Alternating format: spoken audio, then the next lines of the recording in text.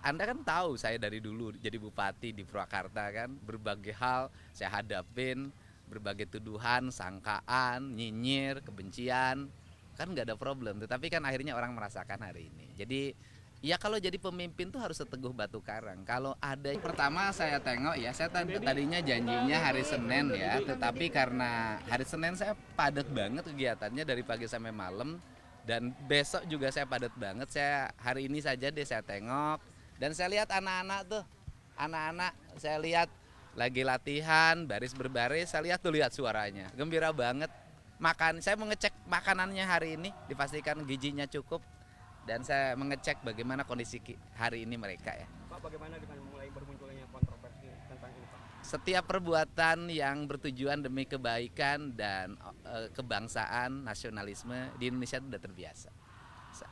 Anda kan tahu saya dari dulu jadi bupati di Purwakarta kan, berbagai hal saya hadapin, berbagai tuduhan, sangkaan, nyinyir, kebencian, kan nggak ada problem. Tetapi kan akhirnya orang merasakan hari ini. Jadi ya kalau jadi pemimpin tuh harus seteguh batu karang. Kalau ada yang menjadi pemikiran dan gagasannya, itu adalah kebaikan bangsa, jangan pernah menyerah. Karena dulu juga ketika bangsa ini dimerdekakan kan banyak orang yang tidak punya keyakinan bahwa bangsa ini bisa merdeka. Mulai banyak yang bermunculan orang tua yang ingin menitipkan gimana, Pak? Oh iya, ya itu tandanya bahwa kegiatan ini mendapat respon positif. Artinya bahwa hari ini orang tua ini udah kewalahan menghadapi anak. Kan memang teorinya begini, teorinya kan, anak yang mengalami kenakalan, kalau itu kriminal maka lewat peradilan anak.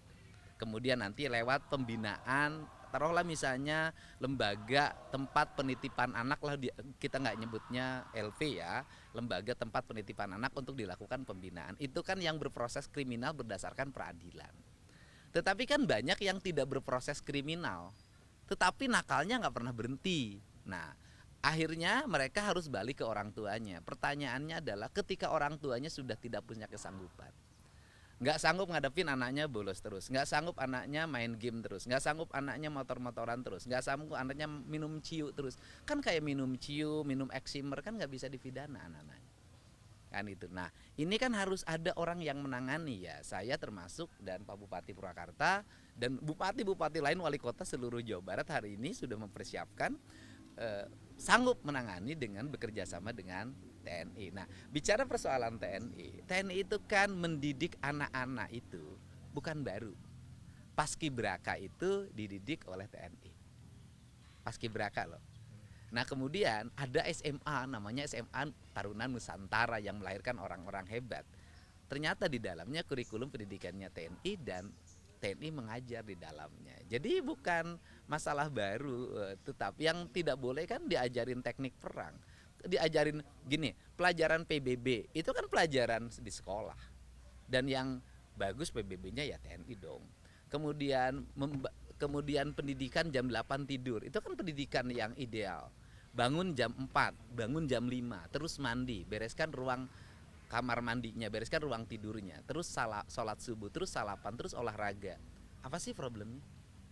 Kan gitu. Nah kemudian jam makan, cara makannya, mereka belum dididik tuh di rumahnya bagaimana cara makan, bagaimana meletakkan piring, bagaimana meletakkan garpu, bagaimana meletakkan sendok, bagaimana makan tidak sambil ngobrol, makan tidak bersuara, bagaimana suara sendok, piring dan garpunya tidak berbenturan treng treng treng. Nah itu kan tentara ngajarin cara makan, sehingga nanti mereka ketika jadi orang besar, menjadi pengusaha, jadi siapapun, ketika makan nggak ditengokin orang gara-gara gitu loh. Nah ini pendidikan. Nah pendidikan ini nggak dapat, saya dapat pendidikan ini lama gitu loh. Saya lama dapat pendidikan ini, ngerti etika seperti ini karena bapak saya pensiunan tentara. Disiplin hidup saya memang polanya pola disiplin tentara. Kang Edi, ini selama 3 hari melihatnya seperti apa pembekalan di sini, dan selain melihat makanan nantinya seperti apa, akan melihat apa lagi nih? Iya, melihat perkembangan mereka lah, bagaimana keadaan hari ini. Dulu mereka sulit tidur loh. Nah hari ini mereka sudah bisa tidur jam 8 enggak? Dulu mereka sulit bangun, hari ini sudah bisa bangun jam 5 enggak atau jam 4. Dulu mereka sulit untuk fokus, hari ini sudah mulai fokus enggak? Nanti saya cek. Sekarang tinggal dilihat dari sini, mereka kan ini terbuka kan, ini lihat anak-anaknya. Kelihatannya riang gembira tuh. Coba kalau di sekolah suruh gurunya ngajarin mereka baris berbaris, nurut nggak? Suruh mereka tepuk tangan gini, nggak diledek gurunya. Nah, ini kan mereka sudah kalau sama jajaran TNI kan nurut gitu loh. Tindak lanjut daripada SMP nih sekarang apa persiapan untuk sekolah yang lainnya? Ya kan satu SMP ya, SMA sudah mulai kan di Rindam hari ini sudah mulai SMA, dan nanti di setiap kabupaten kota ada jenjang untuk SMP dan SMA. Bahkan saya berencana setelah SMP dan SMA ini berhasil, saya lihat nanti sebulan ke depan ya, ini berhasil, maka nanti yang dewasa, yang suka nongkrong-nongkrong di perempatan, mabok-mabok, tawuran, yang susah diproses pidananya karena tindak pidananya ringan. Kalaupun dipidana masuk LP malah naik tingkatan kejahatannya.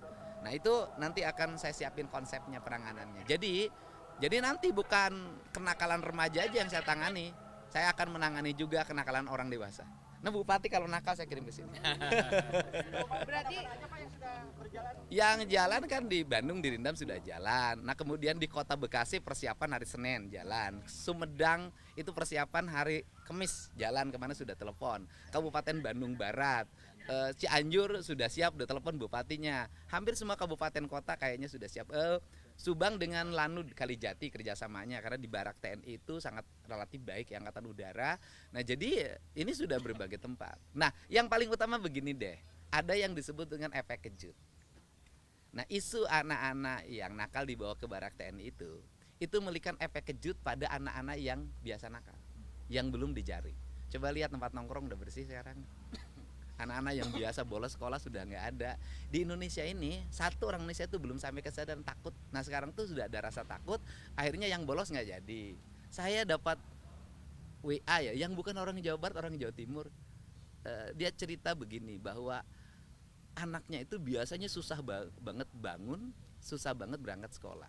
Ketika diliatin TikTok ini marah, sekarang rajin katanya. Ya mudah-mudahan lah ada efek yang memiliki kesadaran bagi semua bahwa hidup disiplin, terarah dan punya visi yang baik itu adalah penting. Nah nanti saya juga akan mengarahkan anak-anak SMA yang kelas 3 yang baik-baik, yang punya orientasi kerja. Itu kan saya mau bikin pelatihan pekerjaan ya. Nanti misalnya mereka ke industri, misalnya di BYD. Itu kan diperlukan orang-orang yang sigap, terampil, visioner. Nah nanti mereka itu akan saya siapin untuk mengikuti pelatihan-pelatihan pola militer sebelum masuk ke jenjang industri. Oke, Kang Dedi ini kan pelatihan selama 2 pekan ya? 2 Enggak, minggu. nanti saya mau kita tambah. Oke, tapi kan emang rencananya 6 bulan, minimal 6 bulan paling maksimal Sebenarnya 1 tahun. Itu tergantung bagaimana? perkembangan anak. Oke. Kalau anaknya mengalami pertumbuhan dan perkembangan baik, 1 bulan bisa pulang, Oke. 2 bulan bisa pulang. Tergantung pertumbuhannya, kan kuliah tergantung juga kemampuannya, gitu. Tapi yang saya khawatirkan cuma satu, mereka nggak mau pulang.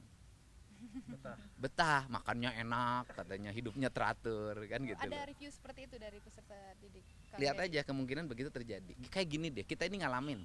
Kita pernah kemah waktu muda. Waktu pertama masuk tenda nangis karena nggak ditinggali sama bapak ibu yang nganter. Saya kan ngalamin waktu SD, SMP. Kemudian waktu SMA kelas 1 saya kos di tempat lain. Waktu dianterin ibu saya nangis, malamnya nggak bisa tidur 3 hari. Tapi setelah sebulan nggak mau pulang karena betah di tempat kos. Ya biasalah hidup begitu.